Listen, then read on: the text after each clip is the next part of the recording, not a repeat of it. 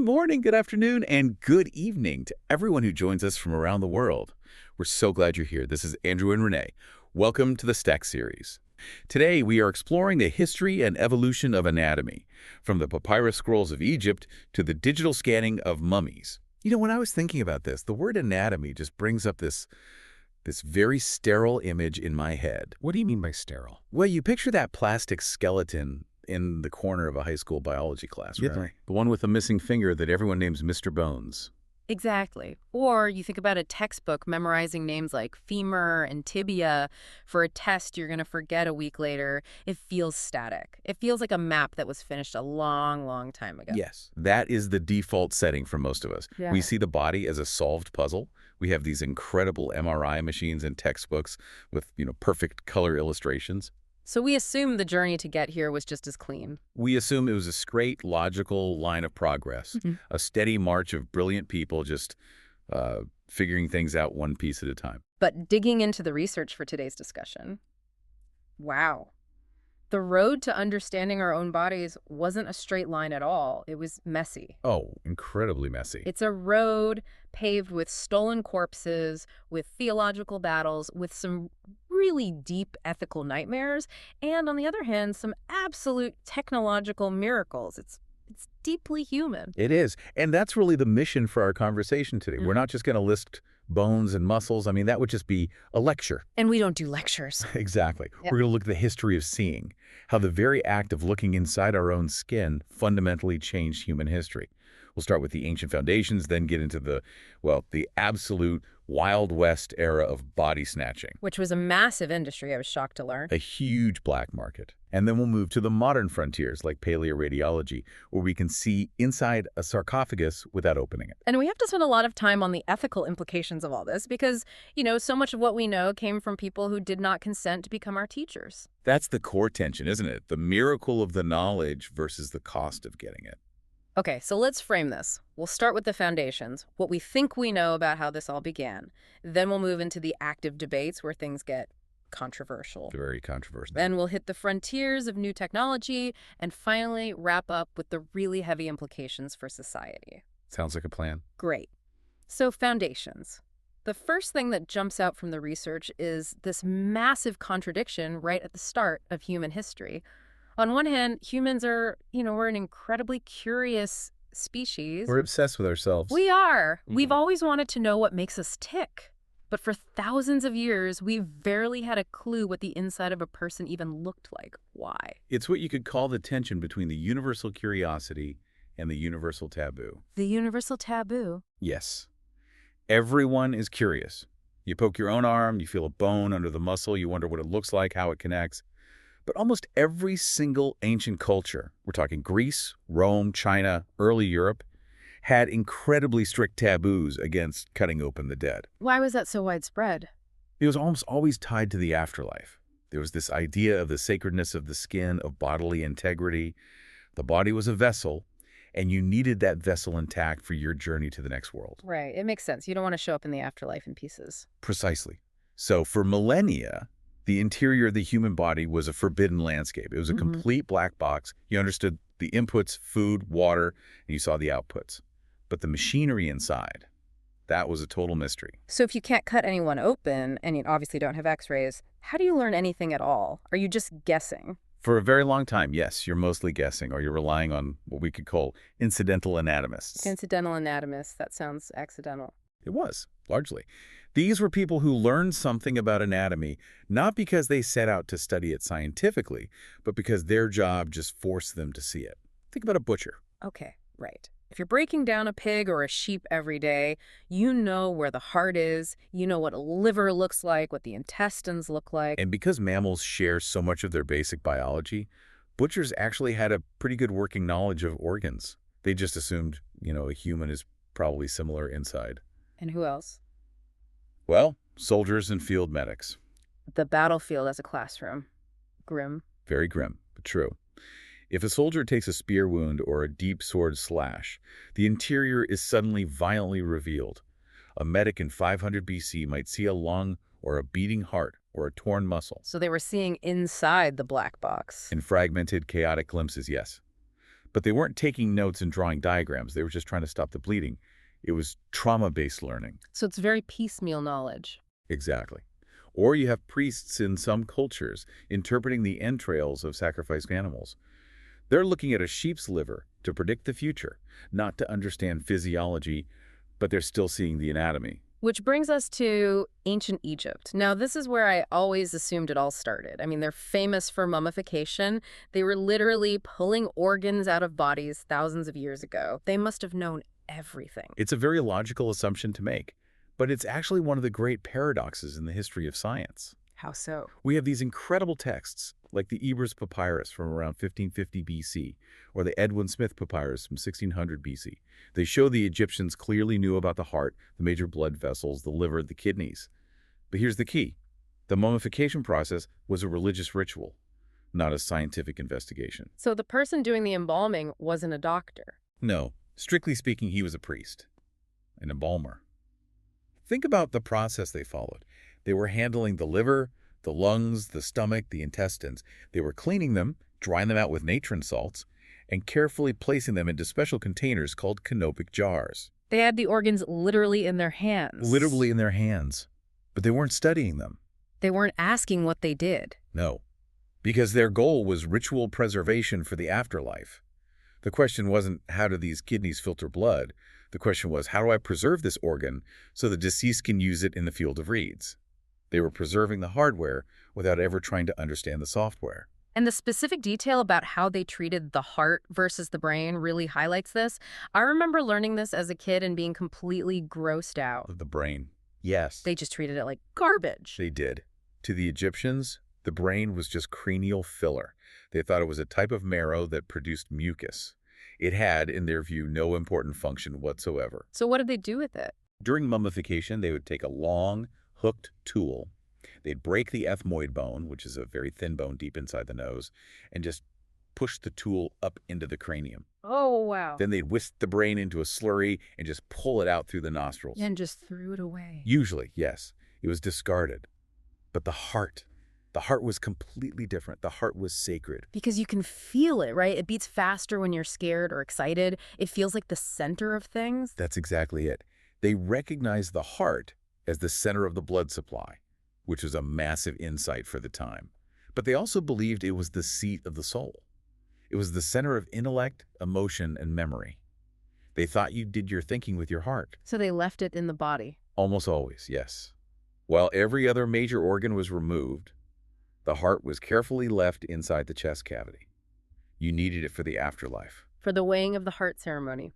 Exactly. Your heart had to be weighed against the feather of Maat, the goddess of truth. If your heart was heavy with sin, a monster would devour it. If it was light and pure, you passed on to the afterlife. So you see, their entire theological framework prevented them from seeing the true function of the brain, even though they were holding it in their hands. That is such a clear example of how culture completely shapes science. They had the physical evidence, but their belief system just wouldn't let them interpret it correctly. Observation is never purely objective. It's always filtered through what we already believe to be true. Okay, so that's Egypt. Handling organs, but not really analyzing them. Now, this next part of the research just blew my mind. We move over to ancient India and the Sushruta Samhita. This is around the 6th century BCE. A fascinating text. The surgeon, Sushruta, he needed to know anatomy to do his work, but he had the same problem as everyone else. A huge cultural taboo against using a knife on the dead. A massive taboo. In the Vedic traditions of that time, a corpse was considered potentially polluting. To violate its integrity with a blade was strictly forbidden, or at least heavily stigmatized. But Sushruta was a surgeon. He was doing complex procedures. Yes. Things like rhinoplasties, nose reconstructions, and cataract surgeries. He couldn't just operate blind. He needed his students to understand the layers of the body, the skin, the muscle, the bone. So what did he do? The solution they came up with is, I mean, it's brilliant, but it's also incredibly haunting. It is. They essentially developed a method of controlled decomposition. Okay, walk us through this. This is wild. The text describes taking a body, usually someone who had died and had no family to claim them, and wrapping it very carefully. They'd use materials like grass, bark, or flax to shroud the corpse. They'd place it inside a sturdy cage. A cage? Why a cage? To protect it from fish. Exactly, from fish, from crocodiles, from any kind of scavenger. Right. You want the water to be able to get to the body, but you don't want animals to tear it apart. Then they would lower this cage into a slow-moving river And just leave it there. for 7 days. Wow. Okay, so what's happening to the body during those 7 days? Well, imagine the process. The water slowly softens the skin and all the connective tissues. The natural process of decomposition begins to break down the proteins that hold all the different layers together. The whole structure of the body becomes loose. I'm picturing it. It's been a week. They pull the cage out of the river. Then the students would come with brushes. The text specified brushes made from things like roots or animal hair or thin strips of bamboo. And with these brushes, they would begin to gently scrub the body, They scrub the skin off? layer by layer. Yeah. They never used a knife, they just brushed. And because the tissue was so softened and loosened by the water, the outer layer of skin would just slap away. Revealing what was underneath.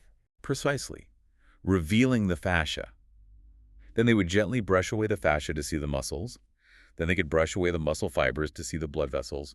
And finally, the bones. That is, wow, it's like a reverse archaeological dig. It's an incredible solution. Yeah. It allowed them to observe all the anatomical layers in their correct positions without ever once using a blade. They weren't cutting the dead. They were letting nature do the dismantling, and they were simply observing the process. It's so clever. It technically follows the letter of the law, no knives, but it absolutely achieves the result. And it's important to remember, this knowledge was passed down through Shruti. What's that? It means that which is heard. It was an oral tradition. This was all memorized, chanted, and passed from teacher to student for generations before it was ever written down on palm leaf manuscripts. It just shows how desperate the need for this knowledge was. So desperate they invented this entirely new and very grim way of interacting with the dead just so they could learn how to save the living. Okay, let's jump over to ancient China. The sources mention the Mawangdui texts. Now, these are a relatively recent discovery, right? In the grand scheme of things, yes. They were found in the 1970s in a tomb that dates back to about 168 BCE. And these texts are considered the oldest surviving anatomical atlas in the world. The oldest atlas. But if you look at the drawings, they're not quite what a Westerner might expect. Not at all. The entire conceptual framework was fundamentally different. Western anatomy, even in its earliest days, was starting to look at the body as a structure. A machine of pumps, levers, and pulleys. It's a mechanical view. Very mechanical view. The Chinese anatomical view, on the other hand, was focused on flow. Flow. Like water in a river. Exactly like that. Their focus was on qi, the vital life force, and the balance of yin and yang, and the 5 elements. So when they mapped the body, they weren't just drawing a machine of parts, they were mapping a landscape of energy channels, or meridians. So a Western anatomist is looking for a physical tube, a vein, that carries blood. A Chinese anatomist from this period is looking for a pathway that carries energy. Precisely. The physical structure was almost secondary to the function of the energy flowing through it. It just goes to show that anatomy isn't one single objective truth. You can look at the same human body and see a machine of levers, or you can see a garden of flowing rivers. Both are valid ways of making sense of the interior. Okay, so we've got these different approaches, Egypt, India, China, but the research really points to one place as the massive pivot point for what we now consider modern anatomy, Greece, specifically Alexandria in Egypt. Yes, the golden age of anatomy. What made Alexandria so special? Why there and why then? Alexandria in the 3rd century BCE was a unique place at a unique time. It was a true melting pot. You had the intellectual rigor and the love of categorization from the Greeks, and that was colliding with the Egyptian location. Where handling the dead was already a bit less taboo. Exactly, because the whole mummification industry. Yeah. So the cultural soil was fertile. And then you had the Ptolemaic kings. These were the Greek rulers of Egypt, and they were incredibly wealthy and just obsessed with making Alexandria the intellectual capital of the world. They funded the great library. They patronized science. In that kind of environment, if the king says a taboo can be broken, it gets broken. And this is where we meet the two big stars of this era, Herophilus and Aristotle. Right. Herophilus is often called the father of anatomy, and he really earns that title. He was the first person we know of to systematically dissect human cadavers. Not animals, humans. Not animals. Before him, even brilliant thinkers like Aristotle were dissecting animals and just making educated guesses about humans. Aristotle would say, well, a human is probably built like this dog. Herophilus actually looked. And what did he see? Because he was looking at the real thing, he saw things nobody else had. For instance, he was the first to properly distinguish between veins and arteries. Before him, they were all just lumped together as vessels. He noticed that arteries have thicker walls and carry bright, frothy blood, while veins carry darker blood. And he didn't stop there. No. He mapped the nervous system. And most crucially, he overturned the Egyptian view and correctly identified the brain as the center of the intellect. So he fixed the 1,500-year-old mistake about the heart. He did. He physically traced the nerves from the brain out to the limbs and realized, aha, the command center is up here in the head, not in the chest. That is a monumental shift in human self-understanding. And what about his colleague, Aristotle? Aristotle focused on the heart. He mapped the valves and understood in a basic way that the heart functions as a pump. This was a brief, shining window, maybe only a few decades long, where this royal permission allowed them to peel back the skin and really see what was inside. But, and this is a huge but, in the story, that window did not stay open for long. No, it slammed shut. Why? What happened? Politics and culture. As Rome's power grew, they eventually took over Egypt. And Roman cultural values were very different. They were deeply superstitious about the dead. To them, cutting a body was a form of desecration. So human dissection was banned again. And we enter what the source material calls the 1,500-year mistake. I think that's a fair characterization of what happened next. Because human dissection was illegal, scientific progress in anatomy just stalled. It hit a wall. Yeah. But doctors still needed a textbook to work from. And so the world turned to one man, Galen, in the 2nd century CE. Galen, the man, the myth, the guy who was so influential, he basically led everyone down the wrong path for a millennium. Well, we have to be a little fair to Galen. He was arguably the most brilliant and prolific physician of antiquity. He treated gladiators, so he saw plenty of traumatic injuries. He knew a lot. Yeah. But he had one massive assignment. He wasn't allowed to look inside a dead human. Exactly. So he had to improvise. He dissected what he could get his hands on. Which was what? Mostly pigs and Barbary macaques, a type of monkey found in North Africa. And he just assumed they were the same as us on the inside. He operated on the principle of analogy. He reasoned that if a structure existed in a monkey or a pig, then God or nature must have put a similar structure in humans. And to be fair, a lot of the time, he was close enough. A pig's heart is remarkably similar to a human heart. But not always. No, not always. And his mistakes became legendary because his authority was so absolute. The classic example is the human uterus. Galen described it as being bicornuate. Two-horned. Yes, shaped like a Y. Why? Because that's what a dog's uterus looks like. Dogs have litters, so they need that long horned structure for the puppies to develop. Humans, of course, have a single pear-shaped uterus. But for over 1,000 years, medical texts showed the human uterus with two horns. All because Galen was looking at animals. And because he was Galen, nobody dared to check his work. It's worse than that. Galen became canonized. His writings were treated as infallible, like scripture, by later European and Islamic scholars. To question Galen wasn't just scientifically bold, it was seen as almost heretical. So if a doctor in, say, the year 1000 accidentally saw a real human uterus and it didn't have horns, what would they think? They would assume the body was wrong. They'd think that specific woman was a deformed anomaly. They would never, ever dare to think the book was wrong. That's the power of dogma. It can blind people to the reality that's right in front of their faces. That's a perfect transition into our next section, active debate. Because even back in that so-called golden age in Alexandria, things weren't as clean as they seemed. There's a very, very dark accusation hanging over Herophilus and Erastratus that historians are still fighting about today. Yes. The vivisection controversy. Vivisection. That means cutting something open while it's still alive. That is correct. The accusation, which comes to us from later writers like the Roman Celsus and the early Christian Tertullian, is that they didn't just dissect dead criminals. What's the claim? The claim is that the king of Egypt gave them condemned criminals while they were still alive. And they cut them open while they were still breathing. That is the allegation. Celsus describes it quite vividly. He says they would lay the men down and cut them open to observe nature at work, to see the organs functioning in a living being. Oh my God, what could possibly be the scientific justification for something so horrific? The argument, at least as Celsus presents it, was that you can't truly understand life by studying death. The moment a person dies, everything changes. The diaphragm stops moving, the lungs collapse, the heart stops pumping blood. The nature of the body is gone. So they thought the only way to see how the machine worked was to look while it was still running. That was the idea. To truly understand the mechanics of breathing, the pulse, digestion, you had to see the machinery in motion.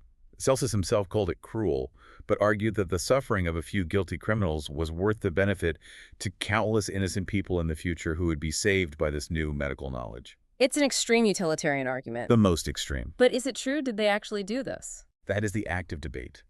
We don't have Herophilus' own writings on the matter. They were lost, likely in the fire at the Library of Alexandria. We only have the accounts of his critics, written centuries later. So it could be a smear campaign. It could be. Tertullian, for example, was a Christian who despised pagan science, so he had a clear motive to paint them as monstrous butchers. He called Herophilus the butcher who cut up 600 people. On the other hand, we know the Ptolemaic kings were absolute authoritarians, and the thirst for knowledge in Alexandria was obsessive. It is not entirely impossible that in their quest to find the truth, they crossed that terrible line. You also mentioned this idea of the double sentence. What was that? It was the idea that for the criminal, this wasn't just a painful death, it was a theological punishment too. In the ancient world, a proper burial was essential for a peaceful afterlife. If your body was dismantled, if your organs were removed and your bones separated, you couldn't rest. You were denied your journey. So dissection was a punishment worse than death. It was a spiritual execution, not just a physical one. Precisely. And that theme, that stigma of dissection as punishment, it really hangs over the story of anatomy for the next 2,000 years. Let's jump forward now into the Middle Ages. There's this very common story you hear that the Dark Ages of science were caused by the Catholic Church banning dissection, that the Pope outlawed it. But the research we have says that's a myth. It's a very persistent myth, but yes, it appears to be false. People usually point to a papal bull, a decree, issued by Pope Boniface VIII around the year 1300. But if you actually read the text of that decree, it doesn't mention anatomy or doctors or medical students at all. So what was it about?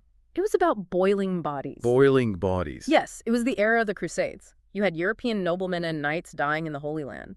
Their families, back in France or Germany, wanted their bones returned for burial in the family crypt. But you can't transport a decomposing corpse for months across the Mediterranean in the summer heat. It's a logistical nightmare. And a biohazard. Absolutely. So a common practice developed where they would dismember the body and boil it down until the flesh came off the bones. Then they could pack up the clean skeleton and ship it home.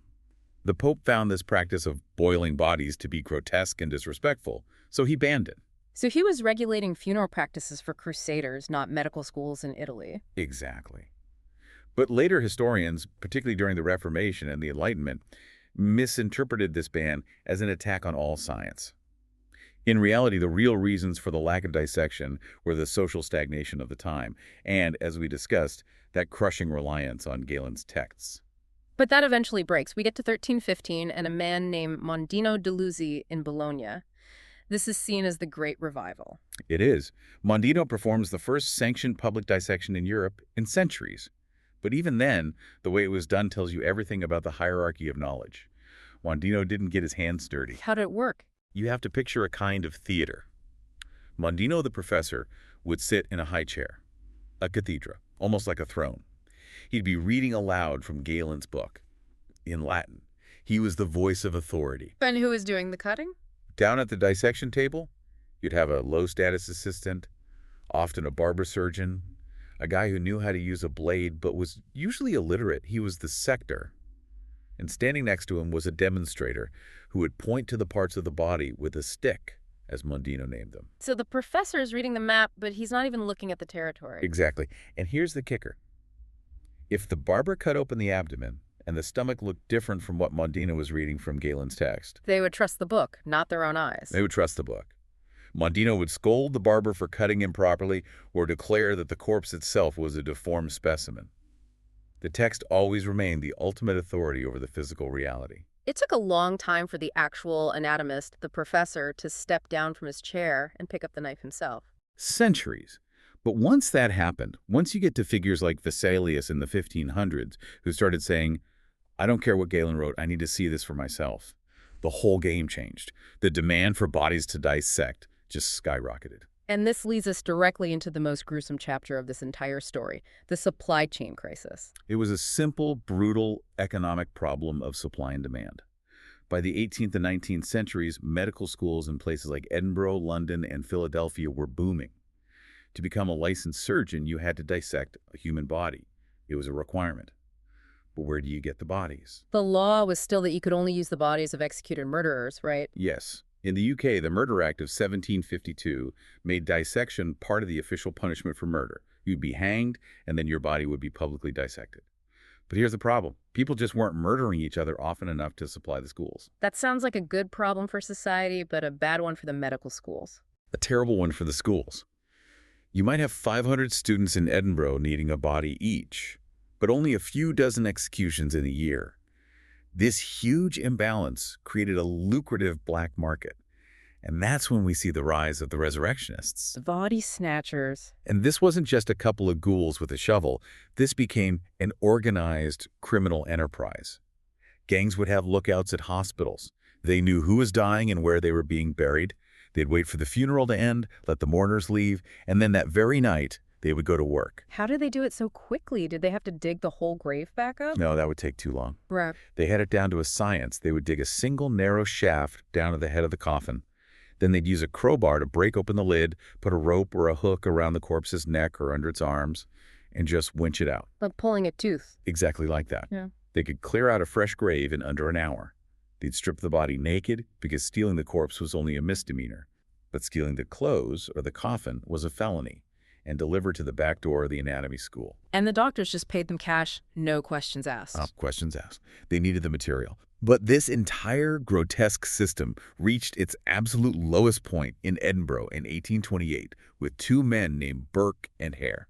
This is a famous and horrifying story. They weren't just grave robbers. No. Grave robbing is hard, dirty manual labor. William Burke and William Hare were Irish immigrants who ran a boarding house. One day, an old tenant died while owing them rent.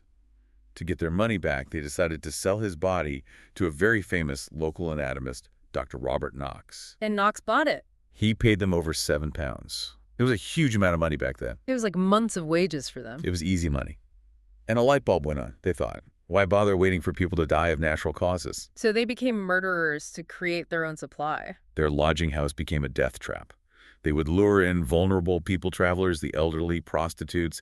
They'd get their victims drunk on whiskey, and then they would suffocate them. Suffocate. Yes. They perfected a method that became known as burking. One of them would sit on the victim's chest to compress the lungs and prevent screaming, while the other would pinch the nose and cover the mouth. It was silent, it was quick, and most importantly for their business. Yeah. It left no marks on the body. It was a pristine specimen for dissection. The highest quality product on the market. Dr. Knox wanted a clean body to demonstrate anatomy, not one with a scab wound or a crushed skull. Burke and Hare delivered that.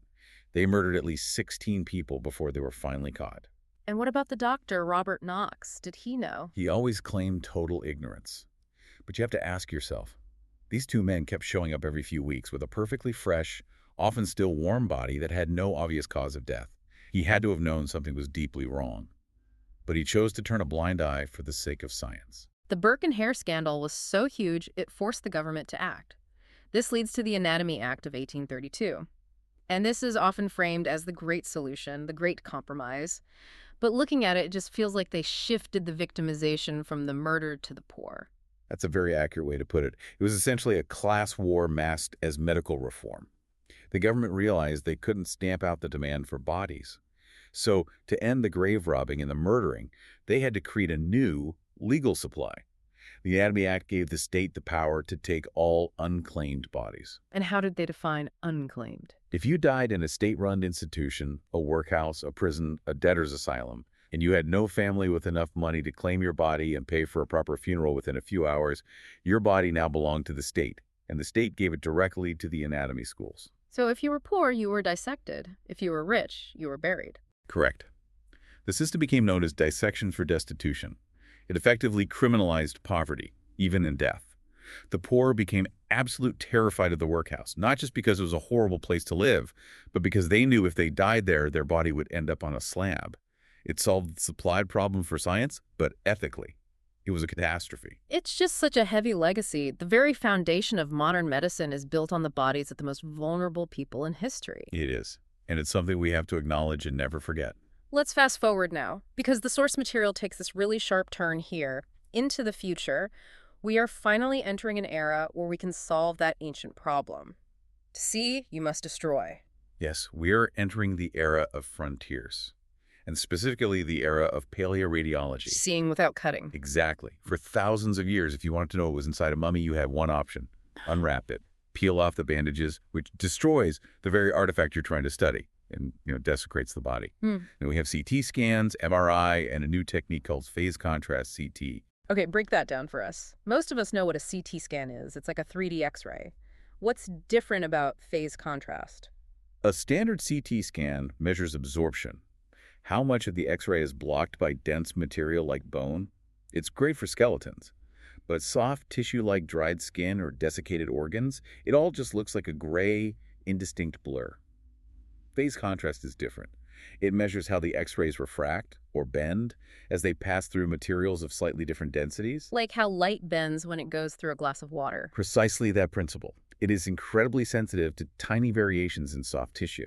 It allows researchers to see microscopic details like the structure of blood vessels in a fingernail or individual fat cells in a mummified body that's thousands of years old. The case studies in the stack really bring this to life. Let's talk about Nesmin and Neshor. Yes, two Egyptian priests. Researchers scanned them without even opening their 200-pound sarcophagi. They just put the whole thing in the scanner. And what did they find inside? Nesmin, who lived around 330 BCE. The scan showed he had severe arthritis and a collapsed vertebra. He was probably living in chronic pain, walking with a pronounced hunch. And the other priest, Neshor. He lived a bit later, around 190 BCE, and his scans showed terrible dental decay, multiple abscesses in his jaw. If you ever had a bad toothache, just try to imagine that agony with no dentist, no painkillers, and no antibiotics. It completely changes how you see them. They stop being these mystical artifacts and they become just guys with bad backs and horrible toothaches. It humanizes them. Yeah. That's the power of this technology. We're not just cataloging objects anymore. We're diagnosing patients across millennia. We can actually empathize with their physical suffering. There was another case study I love about the Roman surgical tools. Oh, this one is fascinating. Archaeologists found this corroded lump of rusty metal in a Roman grave. For over a century, it just sat in a museum labeled metal fragments. But they decided to scan it. They did. And the CT scan pierced through the rust and revealed the internal mechanism hidden inside.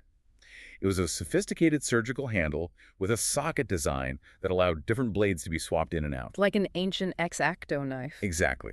It implies a level of manufacturing, standardization, interchangeable parts that we just didn't know the Romans had for medical tools. And we learned that without scraping away a single flake of rust. If we had tried to clean it physically, we would have destroyed it. Then there's the Wandlebury male, the Viking Age skeleton. This one challenges our whole idea of the Dark Ages. It does. We tend to think of that era as being medically ignorant. But this skeleton had a 3-centimeter hole in its skull, a procedure called trepanation. Drilling into the head. Yes. But the key finding from the CT scan was that the edges of the bone around the hole were smooth and rounded. They showed signs of healing. Remodeling, which means the bone grew back. Exactly. This man survived the surgery. He lived for months, maybe even years afterwards. It's proof that brain surgery in the Viking Age wasn't just some brutal last-ditch effort. It was a survivable, practiced medical procedure. They clearly knew what they were doing. And finally, the beachy head woman. This one really rewrites the history books. She was a skeleton found in the UK, dating to the Roman era. For years, she was just an anonymous set of bones, but recent non-invasive analysis of her DNA and the isotopes in her teeth revealed something incredible. She was of sub-Saharan African descent. A black woman living in Roman Britain. Yes. The science shows she grew up locally in that part of England, but her ancestry was African. It just completely explodes the old simplistic idea that Roman Britain was, just white guys in togas. It was a connected, cosmopolitan, diverse world. People moved, people integrated. This science gives a voice to people who were completely written out of the history books. That's incredible. So we can scan mummies, we can sequence ancient DNA, but there's one more project mentioned in the sources that feels like the ultimate bridge between the old anatomy and the new, the Visible Human Project. This was a landmark project back in the 1990s. The National Library of Medicine wanted to create the ultimate digital reference for human anatomy. They took 2 donated bodies, a male and a female cadaver. They froze them solid. Solid, like in a block of ice. Exactly. Frozen in gelatin and blue ice to keep everything perfectly in place.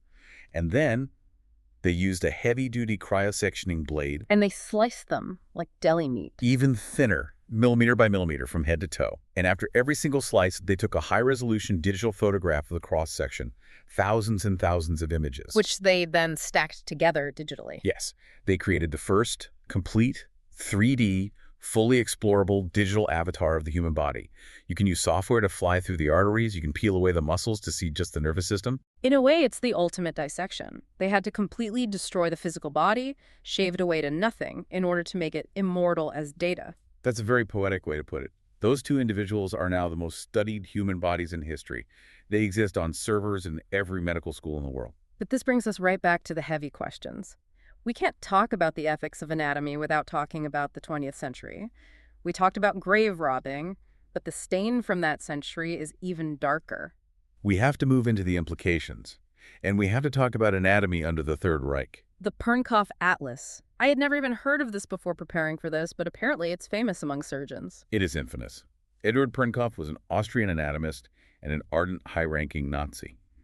During the war, he oversaw the creation of a multi-volume anatomical atlas, a book of incredibly detailed paintings. And the quality of the book is good. The quality is breathtaking. The paintings are widely considered to be the most detailed, precise, and artistically beautiful anatomical illustrations ever created. They are technical masterpieces. But the subjects, where did the bodies come from? The bodies were the victims of the Nazi regime. They were executed political prisoners, Jewish people, Romani people, gay people, all the victims of the Holocaust. Their bodies were sent straight from the execution chambers to Pernkopf's Anatomy Institute. That is just stomach-turning. It gets worse. The artists who made the paintings were also Nazis. In the original editions of the Atlas, you can actually see their signatures incorporating swastikas and the lightning bolts of the SS. They were proud of it. They were. After the war, the publishers quietly airbrushed the Nazi symbols out of later editions, but the images remained. And for decades, surgeons around the world used this book. A nerve surgeon preparing for a complex operation might say, I can't see this tiny nerve branch in any other textbook, but Pernkopf's Atlas shows it perfectly. So you have this impossible ethical dilemma. Can you use knowledge that was gained through absolute evil? If you use that book to save a patient's life today, are you complicit in the original crime? Or are you, in some small way, redeeming the victim's death? It is a debate that still rages. The consensus now is that you can't unknow what the Atlas teaches. But you must never use the images without acknowledging their origin. You have to contextualize them. You have to tell the story of the victims. You cannot treat it like a neutral scientific document. And it wasn't just the book. The sources mention that universities in places like Tübingen and Vienna were still finding things as recently as the 1990s and 2000s. Yes, they did internal audits and discovered that their archives still held thousands of specimens, microscope slides, bone samples from that era. They had been sitting in dusty boxes for 50 years. What did they do with them? It took a long time, but eventually the institutions confronted their past. They worked to identify what they could and held formal burials for the remains. It was a painful but absolutely necessary reckoning. A profession dedicated to healing cannot be built on a foundation of murder without addressing it head-on. It really feels like the entire history of anatomy is this long, slow, painful march toward one thing. Consent, from stolen bodies to unclaimed bodies of the poor to what we have now. The Will Body Program, or as it's often called, the anatomical gift. The gift. That's a beautiful reframing of the whole concept. It's more than just a rebrand. It's a fundamental shift in philosophy. In the latter half of the 20th century, with laws like the Uniform Anatomical Gift Act in the U.S., we moved to a system where the only acceptable body for dissection is one that was knowingly and willingly donated, either by the person before their death or by their next of kin. The philosopher Jeremy Bentham was way ahead of his time on this, wasn't he? He was a true eccentric. Bentham, the father of utilitarianism, donated his own body for dissection in 1832, the very same year as that terrible Anatomy Act. He did it specifically to break the stigma. He wanted to show that being dissected didn't have to be a punishment for the poor. It could be a noble, final contribution to science from anyone. And he's technically still around, right? He is. His preserved skeleton was padded out, dressed in his own clothes, and placed in a glass cabinet at University College London. He's called the Auto Icon. For years, they would even wheel him into board meetings, and the minutes would record him as present but not voting. That is bizarre, but incredibly effective as a statement. He made himself a monument to the idea of donation. And this whole shift towards consent really culminates in the Declaration of Helsinki in 1964. What's that? It's the foundational document for modern medical ethics. It established unequivocally that the human subject in any research is not a resource, they're not a tool, they're not a mineral to be mined, they are a partner. Informed consent became the absolute, unbreakable golden rule. Partner is such a powerful word there. It changes the entire power dynamic. You aren't taking from the dead anymore. They are giving to you. Exactly. And we're seeing that power dynamic continue to shift in other ways, too. For instance, in language and inclusivity within anatomy itself. Right. For centuries, the standard human in every anatomy textbook was a 70-kilogram white male. Correct. The male norm. Female anatomy was often treated as just a variation on that norm, or it was relegated to a single chapter on reproduction. There's a huge push now to correct that, to recognize that the male body isn't the default human. It's just one type among many. And there's also the debate over eponyms naming body parts after people. Yes. For centuries, the tradition was if you discovered a body part, you got to name it after yourself. The fallopian tubes for Gabriel Fallopio, the sphincter of Audi, the Eustachian tube. And these were always men. Almost exclusively European men. And as we've discussed, some of them may have obtained their knowledge through highly unethical means. So the trend now is to move toward descriptive, functional terms. Instead of fallopian tubes, we say uterine tubes. It describes what they are and where they are, not which man found them. It makes the language of anatomy more accessible and less about hero worship. So this brings us to a final big question. We have virtual reality headsets where you can fly through a beating heart.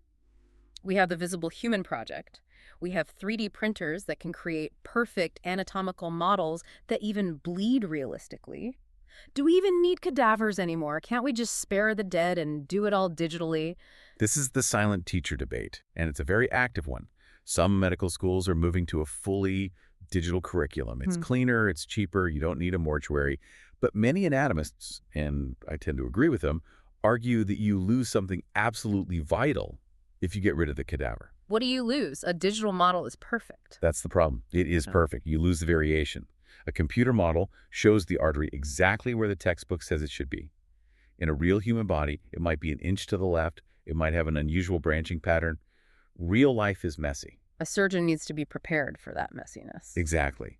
But it's more than just the technical variation. You lose the emotional weight. We call it learning affective skills. Empathy, respect, humility. The act of dissecting a human body, a donor who gave this incredible gift to you, is a profoundly heavy experience. It confronts a 22-year-old medical student with mortality in a way a screen never can. It teaches them to handle the human form with dignity. The cadaver is often called the first patient. That's a powerful idea. If you learn your craft on a computer simulation, you might start to see a patient as a machine to be fixed. If you learn on a human donor, you learn to see the patient as a human being. That's the argument, that the very act of dissection, which for centuries was this violent, punitive, terrifying thing, has now transformed into one of the primary ways we teach doctors how to be empathetic. It is perhaps the ultimate redemption of the entire discipline. So to sum this all up, we've journeyed from the banks of the Nile, where embalmers were preserving hearts, to the river cages of India, to the dark alleys of Edinburgh with Burke and Hare, and all the way to the high-tech, consent-based science of today. It's a journey from the exterior to the interior, for sure. But it's also a much deeper journey, from viewing the human body as an object to be plundered to viewing it as a subject to be honored. Anatomy isn't just about naming parts. It's a mirror reflecting how a society values or devalues human life. Which leaves us with a final thought for you to consider. We talked about this idea of the glass body, that in the future, with AI and total body scanning, we might reach a point where the interior is no longer a mystery at all. We'll be able to see everything in real time without ever making a single cut. And it raises a really provocative question. If the body becomes completely transparent to us, if there are no more secrets, no more hidden depths to explore, do we lose that visceral connection to our own mortality? When the mystery vanishes, does some of the sacredness vanish with it? Or will the glass body finally allow us to see ourselves clearly, free from the violence of our past? Something to think about. Before we wrap up, thank you to all our partners, sponsors, and scholars who made this podcast and the research SEP possible. We're truly grateful for your support. And to our listeners, thank you for being part of this journey with us. If you enjoyed today's episode, be sure to subscribe and follow Stack Studios for more informative content. And support us on Patreon. Until next time, stay curious, keep learning, and let the search for wisdom guide you forward. Have a great day.